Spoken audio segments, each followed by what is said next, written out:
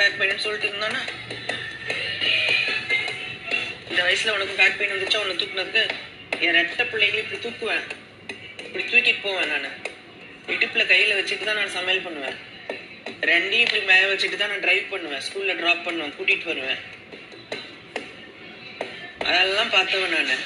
ஸ்டிச்சஸோட அடுத்த நாள் நான் போயிருக்கேன் வெளியில கார் டிரைவ் பண்ணிட்டு. அதுலயும் இதே சின்ன வயசுல நமக்கு இந்த மந்த்லி இதெல்லாம் வரும்போது 3 shift back to back work பண்ணிருக்கேன். ஸ்ட்ரென்த் எனக்கு அதிகமாவே இருக்குது, பிசிக்கல் ஸ்ட்ரென்த் அதை விட அதிகமா இருந்துச்சு எனக்கு. Why they are not able to? Vijay செம்மையா சொன்னாங்க உங்களுக்கு.